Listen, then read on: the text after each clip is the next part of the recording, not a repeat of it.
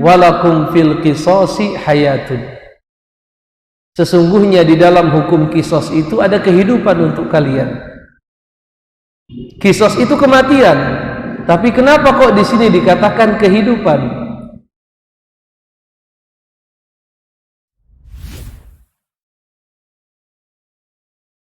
Bismillahirrahmanirrahim. Assalamualaikum warahmatullahi wabarakatuh. Alhamdulillahi rabbil alamin. Wabihi nasta'in ala umurid dunya wad din. Wassalatu wassalamu ala ashrafil anbiya'i wal mursalin wa ala alihi wa sahbihi ajma'in. Asyhadu an la ilaha illallah wahdahu la syarika lah wa asyhadu anna Muhammadan abduhu wa rasuluh la nabiyya ba'dah. Ya ayyuhalladzina amanu taqullaha haqqa tuqatih wa la tamutunna illa wa antum muslimun wa ba'd. Para hadirin jamaah salat maghrib Masjid Asy-Syifa dan juga yang mengikuti kajian ini via siaran langsung online, yang mudah-mudahan diberkahi oleh Allah Subhanahu wa taala. Kita sudah memasuki surah Al-Baqarah ayat 178.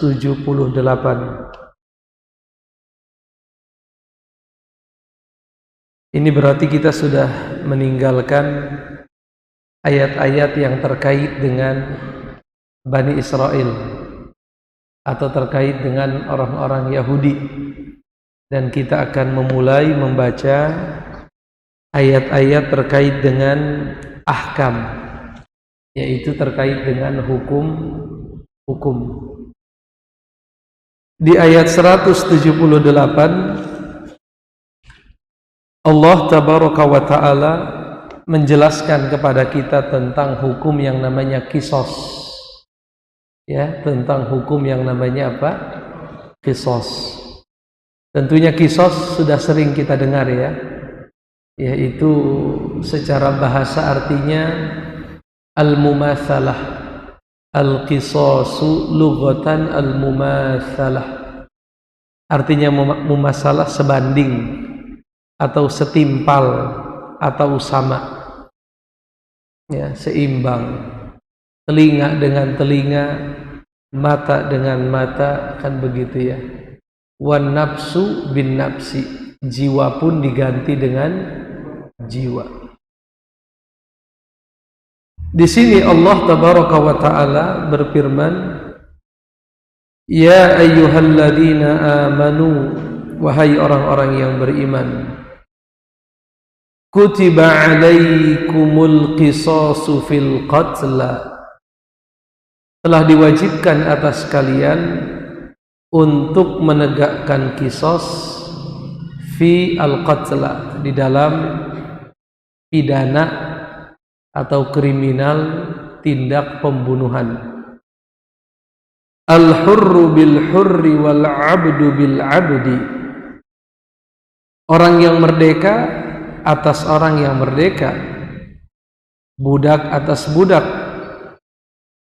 Wal untha bil untha, dan wanita atas wanita. Faman ufiya lahu min akhihi syai'un fattiba'un bil ma'ruf, dan barang siapa, kata Allah Subhanahu wa taala, mendapatkan maaf dari saudaranya di sini maksudnya dari keluarga korban. Jadi kalau si pembunuh mendapatkan maaf dari keluarga korban, fattiba'um bil ma'ruf, maka diikutilah dengan kebaikan. Wa adaun ilaihi bi ihsan, dan tunaikanlah kepadanya dengan sebaik-baiknya, yaitu membayar diat. Kalau sudah dimaafkan oleh keluarga korban, hukum kisos dibatalkan, tetapi wajib yang namanya apa? diat, ya, membayar diat. Diatnya tidak tanggung-tanggung, 100 ekor unta, ya. Kalau 1 ekor 35 juta kali 100 berapa itu? 3,5 M, mahal ya, 3,5 M. Dzalika takhfifum mir rabbikum wa rahmah. Yang demikian, yaitu adanya hukum diat apabila dimaafkan, adalah keringanan yang berasal dari Rabb kalian, wa rahmatun, dan itu adalah bentuk apa? Kasih sayang Allah kepada manusia, di mana Allah memberikan apa? Hukuman yang ringan. Faman i'tada ba'da dzalika falahu 'adzabun alim. Maka barang siapa yang melampaui batas setelah itu, maka baginya azab yang menyakitkan, ya, baginya azab yang menyakitkan. Walakum fil qisasi hayatun ya ulil albabi la'allakum tattaqun. Dan di dalam qisas itu ada kehidupan bagi kalian, wahai orang-orang yang berpikir, agar kalian menjadi orang-orang yang bertakwa, ya, agar kalian bertakwa. Di sini Al-Imam Ibnu Katsir rahimahullah berkata, ayat yang mulia ini Allah Subhanahu wa taala telah menuliskan atau mewajibkan atas kalian keadilan di dalam hukum qisas, wahai orang-orang yang beriman. Jadi hukum qisas itu adalah hukum yang adil, betul ya? Hukum qisas hukum yang adil. Seandainya hukum qisas ini ditegakkan misalnya di negara kita, insya Allah masalah pembunuhan itu selesai. Betul tidak? Kenapa? Karena Allah yang menjamin, walakum fil qisasi hayatun. Sesungguhnya di dalam hukum qisas itu ada kehidupan untuk kalian. Qisas itu kematian, tapi kenapa kok di sini dikatakan kehidupan? Karena kalau hukum qisas ditegakkan, orang yang akan membunuh akan berpikir ulang berapa kali? 1000 kali. Barangkali lebih dari itu. Dia akan berpikir. Karena kenapa? Ketika dia membunuh, artinya dia sudah terbunuh. Kan begitu ya? Ketika dia membunuh, artinya di waktu yang sama dia pasti akan dibunuh. Maka ketika hukum qisas ditegakkan, orang menjadi takut melakukan apa? Tindak pembunuhan. Kalau orang takut melakukan tindak pembunuhan, maka selamatlah manusia dari kejahatan yang namanya apa? Pembunuhan. Kalau sekarang makin banyak, hari demi hari makin apa? Itu begal-begal anak-anak muda yang usianya belasan tahun, 16, 17 tahun, ya. Mereka membawa senjata tajam di jalan. Ya, anak-anak sekolah menengah biasanya, ya. Mereka bantai, ya, bukan dilukai, dibantai, artinya dibunuh teman-temannya yang mungkin lain sekolah, lain apa lagi? Lain komunitas, lain klub idola. Itu dibunuh. Kenapa itu sangat marak? Ya barangkali karena tadi tidak ditegakkannya hukum yang seharusnya. Ya, tidak ditegakkan hukum yang semestinya yang telah ditentukan oleh Allah Subhanahu wa taala. Dikatakan di sini hurrukum bihurrikum, orang yang merdeka dengan orang yang merdeka, budak dengan budak, wanita dengan wanita. Janganlah kalian tatajawazu. Apa itu tatajawazu? Jangan kalian melampaui batas. Jangan kalian keterlaluan. kama'tada min qablikum, sebagaimana umat sebelum kalian itu telah melampaui. Apa maksudnya melampaui batas? Mereka ganti hukum qisas dengan hukum yang lain, sebagaimana nanti akan diceritakan ya, kisah Bani Quraizoh dengan kisah Bani Nadir yang tinggal di kota Madinah, yang mengganti hukum qisas dengan apa? Dengan hukum denda, ya, dengan hukum diat atau hukum denda. Wala tatajawazu, jangan kalian melewati garis. Wala ta'tadu, jangan kalian melampaui batas. Kama'tada min qablikum, seperti umat-umat sebelum kalian. Ghayyaru hukmallahi fihim, yaitu mereka nekat, mereka berani mengubah hukum Allah yang ada di antara mereka. Jadi umat sebelum kita nekat, hukum Allah diapakan? Diubah. Walaupun Taurat masih dipakai, Pak. Tapi ketika ada ayat qisas, tangan mereka apa? Menutup ayat tersebut. Akhirnya kata sahabat Nabi, coba diangkat itu tangannya, tangan yang nutup ayat diangkat. Ternyata ada hukuman apa? Qisas. Karena dulu di Madinah, kalau ada orang Yahudi yang membunuh, ya tidak dikisos, tapi hukumannya langsung hukuman diat. Begitupun kalau ada orang Yahudi yang berzina, itu tidak dirajam, tapi diarak keliling kampung menggunakan apa? Hewan, ya, seperti hewan keledai, dengan posisi keledainya menghadap barat misalnya, dan orangnya menghadap timur, orang yang berzina dengan wajah yang dihitamkan. Lalu Rasul berkata, apakah begitu kalian dapatkan hukuman zina dalam kitab Taurat? Betul, ini ayatnya. Akhirnya ada sahabat yang bernama siapa? Abdullah bin Salam berkata, itu tuh jarinya diangkat. Maka diangkat sama orang Yahudi jarinya. Itu ada. Ya. Jadi Tauratnya masih diapakan? Ya, masih dijadikan simbol lah, dipakai. Tapi hukumnya dipakai seenak apa? Nafsu mereka. Ya, seenak keinginan mereka. Yang cocok kata mereka dipakai. Khususnya kalau yang melakukan pelanggaran itu siapa? Orang-orang miskin, orang-orang susah, tiba-tiba semua jadi alim. Semua jadi kalau yang melanggar itu orang miskin, orang susah, tiba-tiba mereka semua jadi alim. Komitmen dengan apa? Dengan kitab Taurat. Tapi kalau yang melanggar itu adalah pejabat, orang yang terpandang, maka mereka menyembunyikan apa? Ayat-ayat Allah Subhanahu wa ta'ala. Kalau sekarang mungkin lebih ekstrim lagi ya. Bukan hanya sekedar artinya Quran dijadikan simbol.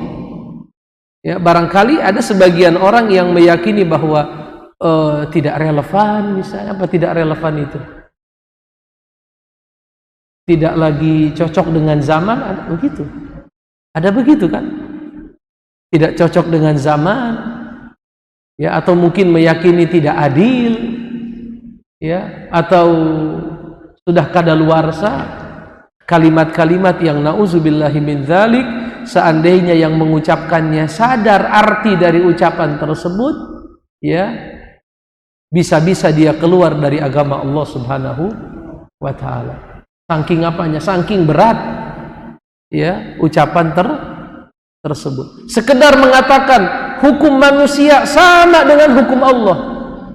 Kalau sadar itu konsekuensi ucapan itu berat, Pak, berat luar biasa. Baca buku-buku akidah dikatakan, siapa yang mengatakan ada hukum yang sama dengan hukum Allah, maka dia telah mengingkari Al-Quran. Alaihissallahu biahkamil hakimin. Inil hukmu illa lillah, amara alla ta'budu illa iyah. Alaihissallahu biahkamil hakimin. Bukankah Allah sebaik-baik penentu hukum? Inil hukmu illa lillah. Hukum itu hanya milik siapa? Milik Allah. Dia katakan, oh enggak, sama aja. Mau pakai hukum ini, mau pakai, bahaya. Anda telah mengingkari ayat Al-Quran yang mengatakan bahwa sebaik-baik aturan, sebaik-baik hukum, sebaik-baik ketentuan adalah apa? Ketentuan, hukum, aturan siapa? Allah Subhanahu wa ta'ala. Itu yang mengatakan Quran sama dengan buatan manusia. Quran sama dengan undang-undang buatan manusia. Itu hukumannya, na'udzubillahi min dzalik, dianggap keluar dari Islam. Dianggap apa? Keluar dari Islam. Karena dia telah menyamakan antara aturan Allah yang maha sempurna, yang maha adil, yang maha bijaksana dengan hukum manusia yang lemah. Mengingkari Al-Quran. Lalu bagaimana dengan yang mengatakan hukum manusia lebih baik daripada hukum Allah? Gimana itu? Mengerikan. Itu yang dahulu sebenarnya ditakutkan oleh para pendiri bangsa ini, sehingga mereka berdebat habis. Di awal-awal negara ini merdeka, mereka berdebat habis. Berdebat, bahkan tidak jarang terjadi gesekan yang begitu luar biasa. Karena pemahaman mereka kuat saat itu bahwa kita diberikan kemerdekaan atas nikmat dari Allah Subhanahu wa ta'ala. Sebagai bentuk rasa syukur, kita dituntut untuk menjalankan apa? Aturan-aturan, ketentuan-ketentuan hukum yang telah digariskan oleh Allah Subhanahu wa ta'ala. Apakah perjuangan mereka ada hasilnya? Ada. Apakah sudah selesai? Belum. Kan begitu ya. Lahir Kementerian Agama misalnya, kan begitu. Lalu setelahnya apa? Lahir aturan-aturan yang mengakomodir umat Islam terkait dengan pernikahan. Ya, ada lagi terkait dengan warisan misalnya.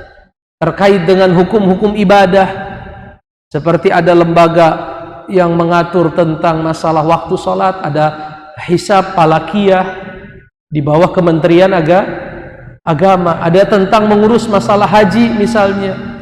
Terus berkembang hari-hari ini muncul undang-undang yang terkait dengan perbankan syariah, kan begitu. Muncul lagi undang-undang jaminan produk. Terus perjuangannya belum selesai. Bagaimana menjadikan negeri ini negeri yang mau tunduk, menjalankan semua ketentuan, semua aturan yang digariskan oleh agama. Udkhulu fi silmi kafah. Dan sudah semestinya, saya rasa Pak, sudah semestinya. Karena kita ini mayoritas mutlak umat Islam. Sudah semestinya. Betul tidak? Kalau dikatakan, ada orang yang mengatakan bahwa sistem demokrasi itu menghormati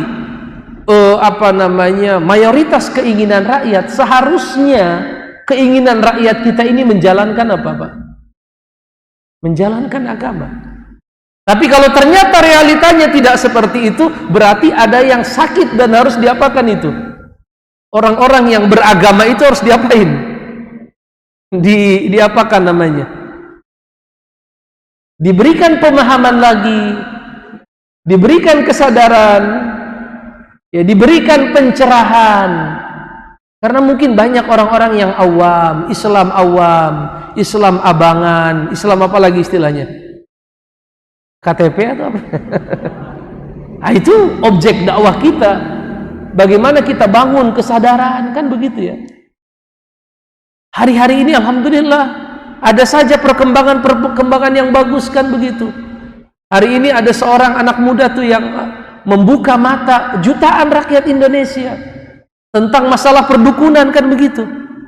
Perdukunan itu kalau kemungkinannya cuma dua katanya. Ya, kalau tidak masalah perdukunan itu, kalau tidak masalah ngibul, nyabul. Ya, itu kemungkinannya cuma dua kata beliau. Kalau nggak ngibul, satu lagi nyabul. Kalau enggak bohongin orang, duit, masalah duit, ente mau diobatin sama siapa? Jarak jauh aja, 5 juta. Kalau langsung datang ke Padepokan berapa? Ada levelnya juga. Kalau sama murid saya 10 juta. Saya pengen sama Anda 20 juta. Ngibul. Ada keris, namanya keris yang bisa nyala. Ternyata ada di mana tuh? Di Tokopedia dijual 200.000. La haula. Tapi pas acting dia keren banget tuh. Ternyata tangannya gerak, ada tombolnya di bawah. Itu bagian dari agama bukan, Pak? Bagian dari agama. Terus kita berusaha mencerahkan masyarakat. Dan kita nggak tahu loh, Pak, kebaikan itu mengalir dari mulut siapa. Kebaikan itu datang lewat tangan siapa, kita nggak tahu. Ternyata bukan dari orang yang berjenggot. Bukan dari orang yang bergamis. Tapi dari orang yang apa? Merah rambut. Alhamdulillah. Tapi kan Ustadz, dia banyak kesalahan. Ya siapa sih yang nggak punya salah? Kadang kita ngelihat orang punya jasa, yang dicari apanya? Masa ini nggak nyambung terus? Ya udah, syukuri saja, itu nikmat dari Allah. Orang banyak yang sadar masalah apa? Maksud saya, kita ini di negara kita punya PR besar. Ya, bagaimana membangkitkan apa kesadaran? Dulu misalnya masalah kerudung. Ya, itu kan nggak semudah sekarang. Sekarang Pak, Bapak datang kemana tuh? Ke Tamrin City. City. Ada lantai berapa itu, semua yang dijual apa Pak? Namanya Pasar Tasik. Iya, Pasar Tasik. Yang dijual adalah kerajinan-kerajinan berupa pakaian yang dibawa dari Tasik. Pakaian muslimah dengan segala model dan bentuknya ada. Apakah itu terjadi 20 tahun, 30 tahun yang lalu? Tidak. Tapi itu adalah hasil-hasil apa? Usaha, perjuangan yang sudah dirintis oleh siapa? Para pendiri negara ini. Walaupun tantangannya nggak mudah, berhadapan dengan orang-orang sekuler. Artinya saya ingin mengatakan ke Bapak, jangan putus asa. Ya, jangan putus asa. Kalau kita baca ayat-ayat seperti ini, kita merasa apa? Putus asa. Berarti harus dirombak lagi dari dasar. Enggak, berjalan. Apa yang sudah bagus berusaha kita tambahkan lagi, kan begitu. Ya, di Indonesia hukum Allah yang belum dijalankan hukum apa? Hukum pidana. Bukan hanya kisos, pidana ya. Misalnya mencuri, kan itu belum ditegakkan kan? Membunuh itu belum ada, berzina itu belum ada. Tapi rukun Islam yang 5 secara umum ya diakomodir kan. Masalah sholat misalnya bebas sholat, nggak ada masalah. Masalah waktu, masalah dan lain sebagainya diberikan kebebasan. Apalagi puasa diakomodir tidak? Sangat diakomodir. Apalagi zakat, Baznas, Badan Amil Zakat, haji diakomodir tidak? Pendidikan agama ada kementerian, walaupun jangan bilang masih banyak kok ya, kurang. Namanya manusia berusaha, yang nggak bisa langsung apa-apa. Tapi hari demi hari kalau saya selalu optimis bahwa umat ini harapannya cerah insya Allah. Ya, bahwa bangsa ini menuju apa? Insya Allah baldatun thayyibatun wa rabbun ghafur. Kita lihat mungkin entah berapa tahun ke depan, ya, pesantren-pesantren yang sekarang mendidik anak-anak kembali kepada Quran, kembali kepada hadis, kembali kepada ilmu syar'i, mereka akan melahirkan nanti apa? Calon pemimpin-pemimpin masa depan. Tapi kalau Ustadz itu gimana tuh yang di apa? SCBD. Nah, itu kan karena yang aneh-aneh itu kan selalu diapakan tuh? Di blow up dengan semaksimal mungkin. Yang mayoritas anak-anak muda kita bicara di Ciganjur lah. Anak-anak muda kita baik-baik saja atau mayoritasnya bermasalah? Kalau saya anggap mereka baik-baik saja. Artinya masih pada taraf yang normal. Ada kenakalan Pak. Masing-masing kita juga pernah melewati apa? Masa-masa itu. Tapi alhamdulillah misalnya di lingkungan kita, jangankan tingkat kelurahan lah, tingkat RT, masih sulit kita mencari apa? Laki-laki yang yang saya bilang kemarin, tulang lunak, tulang presto gitu, bandeng presto lunak. Ada, tapi nggak umum kan begitu. Seolah-olah banyak banget karena kan di blow up siang malam 24 jam untuk mencuci pikiran anak-anak kita bahwa itu biasa, jangan dipermasalahkan. Itu tujuannya. Hah? Iya. Itu diulang-ulang lagi. Ya, kalau enggak siapa bonge, siapa lagi itu dan lain sebagainya.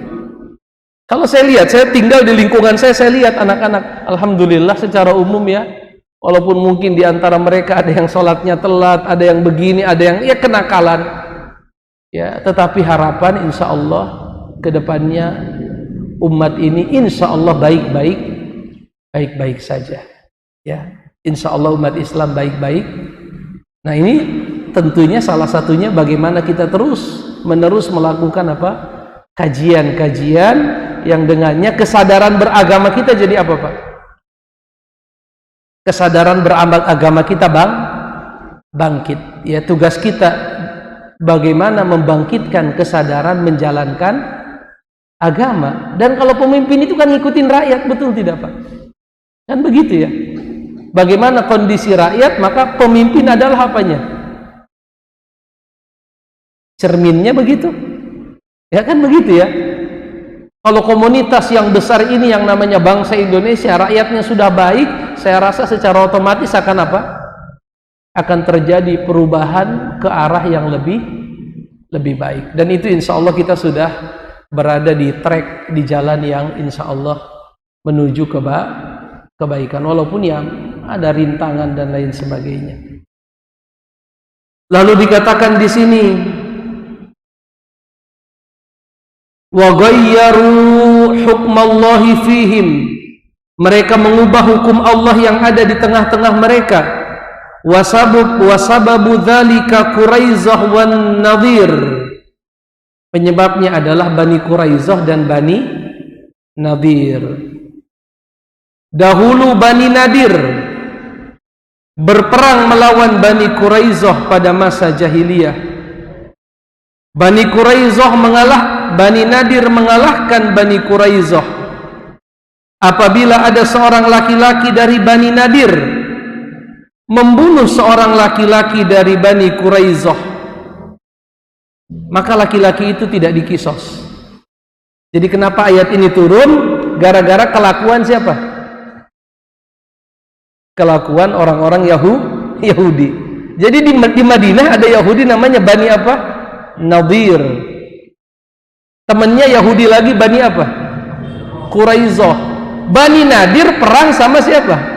Bani Quraizah. Ada tentunya Bani Quraizah yang terbunuh.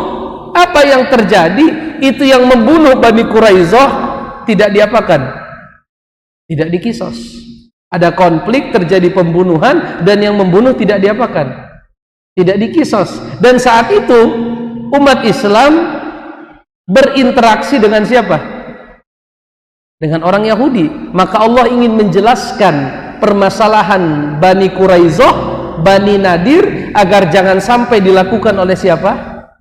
Umat Islam. Kalau kalian jangan begitu. Kalau kalian istiqomahlah kalian menegakkan hukum Allah. Ya, kutiba alaikumul qisasu fil qatla. Allah wajibkan atas kalian hukum kisos dalam masalah apa? Pembunuhan. Coba kita lihat lagi. Tetapi apabila ada Bani Nadir yang membunuh, maka ditebus dengan 100 wasak yang berisi tamar. 100 wasak yang berisi tamar. 100 wasak berapa itu, Pak? Hah? Ada suara tadi macam karung begitu. Iya. Wasak. Ya, wasak. Kalau dalam fikih, dalam zakat itu, wasak itu hitungan untuk zakat pertanian ya. Rasul berkata apa? Laisa fi maduna khamsati ausuk shadaqah. Kalau hasil panennya kurang dari 5 wasak, maka tidak ada apa? Kewajiban zakat. Tapi saya nggak tahu Apakah wasak di sini sesuai dengan hitungan apa? Di dalam apa? Zakat? Berapa kalau dalam zakat? Sekitar berapa? 700 kilo. 600 sekian kilo, ya hampir 700 kilo. Itu 5 wasak. Artinya kalau 100 berapa tuh? Banyak. Ya, kalau hitungannya pakai hitungan zakat. Tapi kalau kata Pak Haji tadi hitungannya apa tadi? Kayak karung begitu. Apa? Karembong. Apa itu Pak karembong? Itu harus dilihat lagi. Karena kitab yang kita pakai ini kan ringkasan, jadi tidak terlalu rinci. Dan saya tadi tidak sempat. Apa itu Pak? 240 mud itu satu wasak. Satu wasak. Berarti kalau 5 wasak di situ kilonya nggak ada Pak Haji. Hah? Berapa mud? 240 mud. Kalau kita mau maksain nyari dapat sih. Artinya satu wasak 250 40 mud. Kalau pengen ketemu kilo dari mud 4 mud 1 sok. 4 mud apa? 4 mud begitu. Kalau Bapak ngeluarin zakat itu kan 1 sok. 1 sok. 1 sok setara dengan arba'atu amdad. 4 mud. Apa itu 230?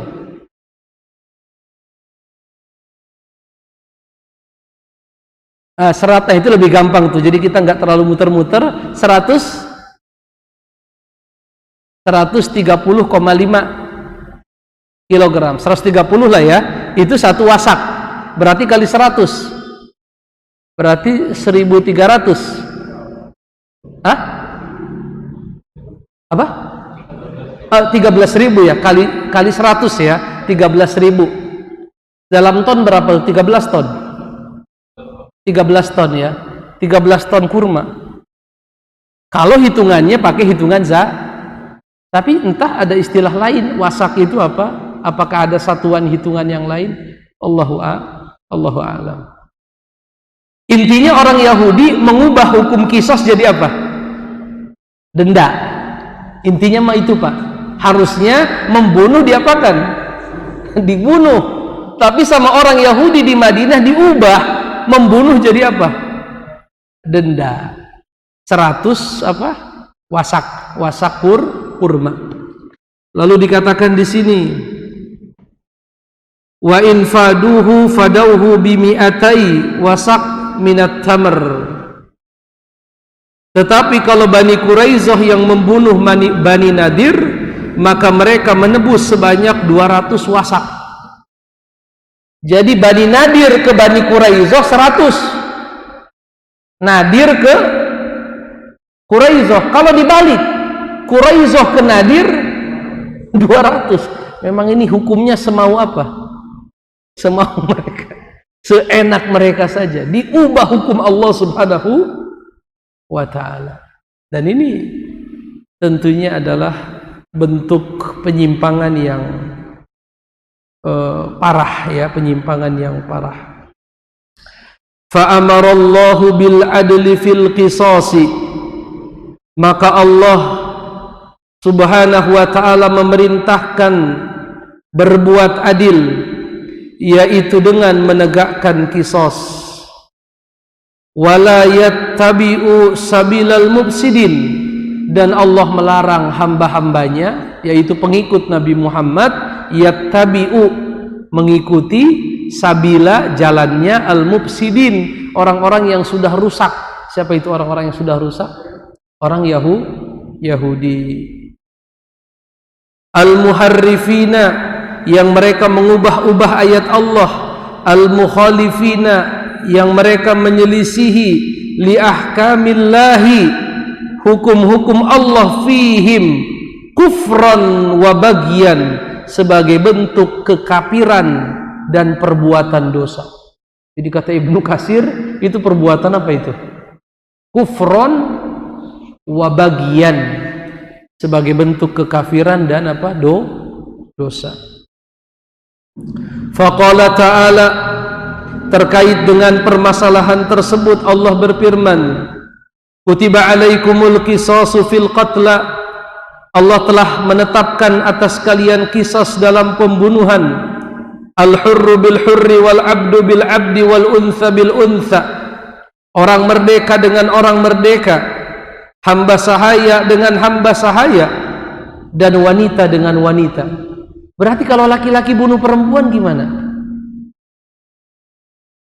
Laki-laki sama laki-laki, budak sama budak, perempuan sama. Kalau laki-laki bunuh perempuan gimana? Dikisos tidak? Atau dibalik, perempuan bunuh laki-laki, dikisos tidak? Tapi ayatnya enggak gitu, Pak. Hah? Berarti ada penafsirannya. Coba kita lihat. Adapun firman Allah, al-hurru bil hurri wal abdu bil abdi wal unsa bil unsa minha mansukhoh. Sebagian ayat ini sudah dibatalkan. Jadi sebagian hukum dibatalkan. Yang dibatalkan bukan kisosnya, kisosnya masih ada, tetapi yang dibatalkan rincian hukumnya. Tidak ada lagi perbedaan antara laki-laki ke perempuan. Adapun masalah nanti budak ke merdeka terjadi perdebatan, akan disebutkan. Tapi kalau laki-laki disilang ke perempuan, sebaliknya perempuan membunuh laki-laki, itu dikisos karena turun ayat yang lain, yaitu surat Al-Maidah, di mana Allah berfirman apa? An-nafsu bin nafsi. An-nafsu bin nafsi, apa artinya itu? Jiwa ganti jiwa. Di situ tidak ada penyebutan apa? Laki-laki atau perempuan. Maka sebagian dari kandungan ayat ini sudah diapakan? Dinasakh. Tapi tidak dinasakh secara apa? Menyeluruh. Jelas tidak? Hukum kisosnya masih ada, yang dinasakh adalah apanya? Rincian. Apa tadi kata Allah, al-hurru bil hurri, yang merdeka dengan merdeka, budak dengan berbudak, lalu apa? Yang dihapus itunya saja, tetapi hukum kisosnya tetap berlaku. Jelas atau tidak? Baik. Jadi kalau ada laki-laki bunuh perempuan dikisos, sebaliknya dikisos. Kalau ada 3 orang mengkeroyok 1 sampai meninggal, yang 3 orang dikisos. Ada 5 orang, 5 mengakibatkan 1 orang terbunuh, yang 1 bawa apa? Balok. Yang 1 macam-macam lah, singkat cerita terbunuh itu si A. Dikisos enggak yang 5 orang? Khilaf. Pendapat yang paling kuat dikisos. 5-5-nya dikisos, walaupun yang mati 1. Yang paling terkenal adalah ucapannya Umar bin Khattab. Nanti akan disebutkan di sini. Seandainya penduduk Son'a bersepakat untuk membunuh 1 orang, semuanya aku kisos. Kata siapa? Kata Umar bin Khattab. Karena kenapa? Siapa yang menyelamatkan 1 nyawa, seolah-olah dia menyelamatkan semua nyawa. Dan siapa yang membunuh 1 nyawa, faka'annama qatalan nasa jami'a. Jelas tidak? Karena siapa yang menyelamatkan 1 jiwa, maka seolah-olah dia menyelamatkan apa? Seluruh jiwa.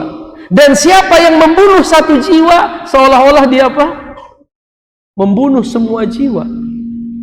Oleh karenanya pendapat Imam Syafi'i, Imam Ahmad dan yang lainnya, Imam Malik, Imam Abu Hanifah, itu rame-rame membunuh 1 orang dikisos semua. Dikisos semua. Walaupun nanti tentunya kalau kita belajar secara hukum, secara khusus nanti fikih apa? Fikih tentang jinayat, tentang pidana, itu ada rincian-rincian apa? Hukum yang dijelaskan dalam kitab-kitab apa? Fikih, ya. Minha mansukhoh. sebagian dari ayat ini telah dibatalkan. Nasakhatha an-nafsu bin nafsi, yaitu dibatalkan dengan ayat yang berbunyi an-nafsu bin nafsi. Apa artinya itu? Jiwa dibalas jiwa. Wa dhahaba jumhuru ila annal muslim la yuqtal bil kafiri. Mayoritas ulama berpendapat seorang muslim tidak dikisos dikarenakan orang kafir. Jelas? Itu pendapat jumhur, walaupun terjadi khilaf di kalangan para ulama. Berdasarkan hadis yang sahih riwayat Imam Bukhari dari Ali, Rasulullah bersabda, la yuqtalu muslimun bikafirin. Tidak dibunuh atau dikisos seorang muslim bikafir disebabkan oleh seorang kafir. Karena berbeda apa? Berbeda tingkatan, ya, antara yang beriman dengan yang tidak beriman. Walaupun dalam Islam hati-hati membunuh orang-orang apa non Islam, orang kafir, apalagi dia ahlu zimmah, yang nanti akan menuntut dia di akhirat siapa? Keluarga yang terbunuh atau siapa? Man qatala zimmiyan ana khasmuhu yaumal qiyamah, kata Nabi. Siapa yang membunuh satu orang kafir zimmi non Islam, aku yang akan jadi musuhnya kelak pada hari kiamat. Artinya jangan dianggap sepele juga. Nabi yang akan nuntut nanti di hari kiamat kalau ada orang Islam membunuh kafir zimmi. Man qatala zimmiyan, kata Nabi, falam yajid raihatal jannah. Siapa yang membunuh kafir zimmi tidak akan mencium baunya surga. Man adza zimmiyan faqad adzani, kata Nabi. Siapa yang mengganggu orang kafir zimmi. Apa sih kafir zimmi, Pak?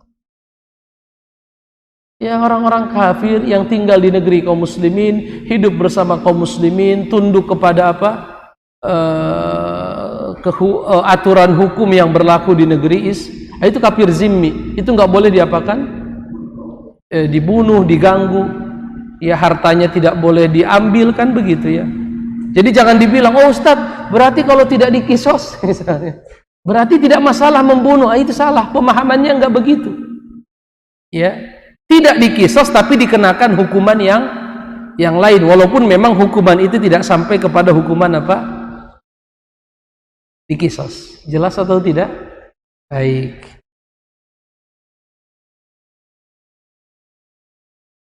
Wa amma Abu Hanifah, adapun Imam Abu Hanifah berpendapat ila annahu yuqtal bihi.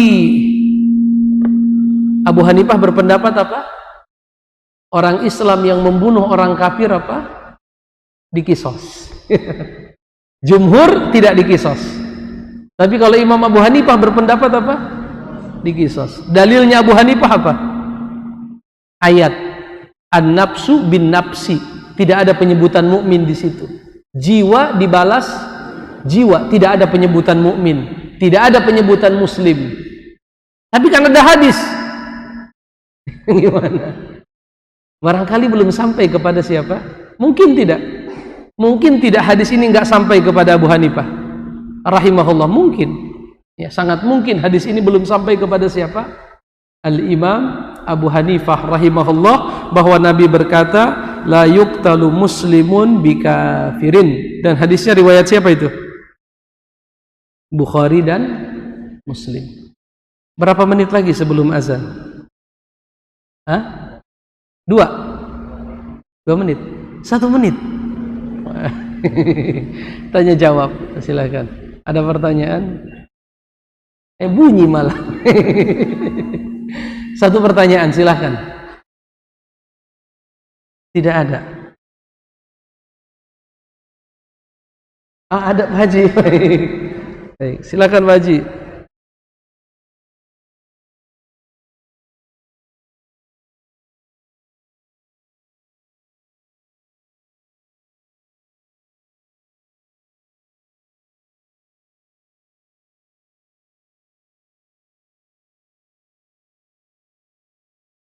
Apakah umat Islam tidak boleh menjalankan syariat Islam? Kalau boleh tidak bolehnya menjalankan syariat dijamin oleh agama, oleh undang-undang ya. Bicara Indonesia ya, setiap warga negara itu diberikan kebebasan menjalankan apa? Syariatnya. Kan begitu kalau bicara itu Pak ya. Kalau bicaranya itu. Saya pernah mendengar tokoh nasional di bidang hukum, siapa? Profesor Mahfud MD atau siapa ya? Menko Polhukam.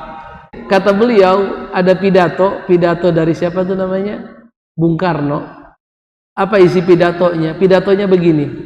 Kalau orang-orang Islam itu ingin hukum Allah, syariat Allah, hukum Al-Quran itu ya tegak di negeri ini saya tidak mengatakan salah benar ya, saya sedang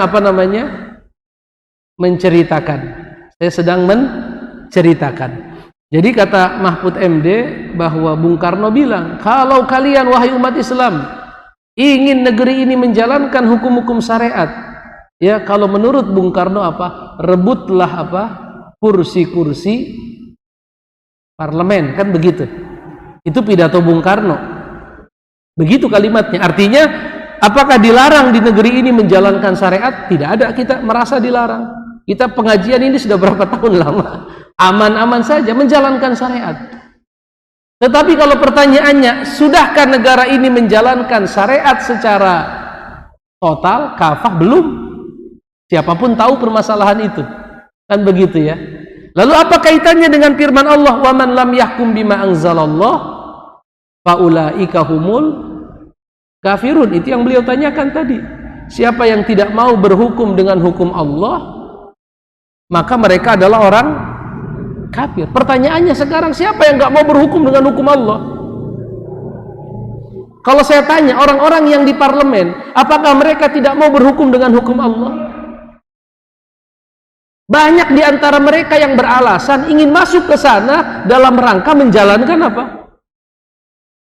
Hukum Allah dalam bentuk membuat aturan-aturan yang aspirasinya sesuai dengan kepentingan. Maksud saya jelas tidak Pak?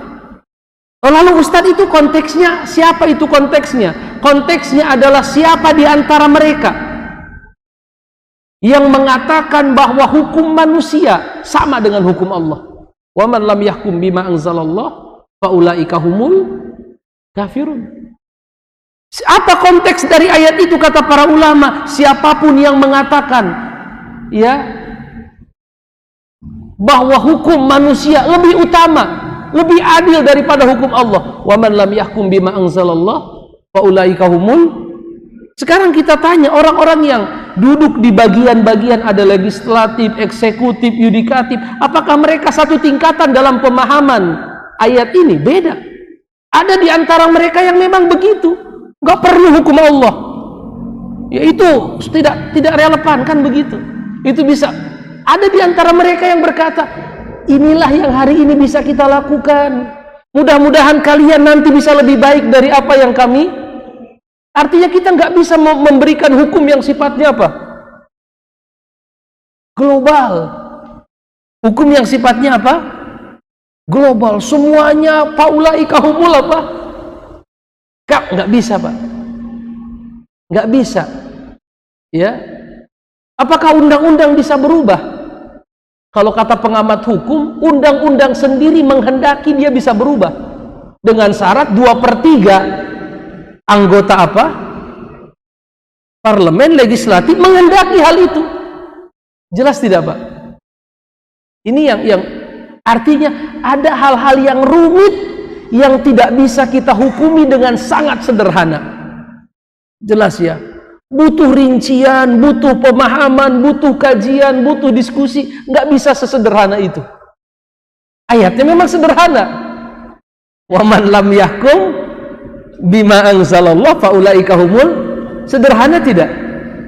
Tetapi menerapkannya kepada realita kita serahkan kepada ulama-ulama yang rasikh, yang dalam keilmuannya, yang mantap pijakan ilmunya. Adapun seperti kita, saya dan kita semua, kita teruskan proses belajar. Belajar. Mudah-mudahan ini jadi sumbangsih agar negeri ini ke depannya lebih apa? Lebih Islam gitu. Kita takut bilang lebih Islam, lebih baik gitu. Lebih islami kan begitu. Jelas jamaah? Walaupun nanti kalau bicara dari sisi tafsir nanti ada lagi pembahasannya. Karena ini waktunya tidak memungkinkan, nanti ada pembahasannya, ada pembahasan masalah kufrun duna kufrin, ada pembahasan nanti salah paham orang-orang Khawarij terhadap ayat ini dipakai untuk mengkafirkan Ali dan Muawiyah, apa maksud sebenarnya. Itu tentunya butuh apa? Butuh waktu yang panjang, tidak bisa dibahas hanya sekali lewat. Yang ada nanti malah salah paham, salah pengertian dan lain sebagainya. Allah alam bisawab. Saya rasa cukup. Baik, insya Allah ketemu lagi di kesempatan yang akan datang. Mudah-mudahan Allah berikan kita keikhlasan dan ilmu yang bermanfaat. Wassallallahu ala nabiyyina Muhammadin wa ala alihi wa sahbihi wa sallam. Walhamdulillahi rabbil alamin. Assalamualaikum warahmatullahi wabarakatuh.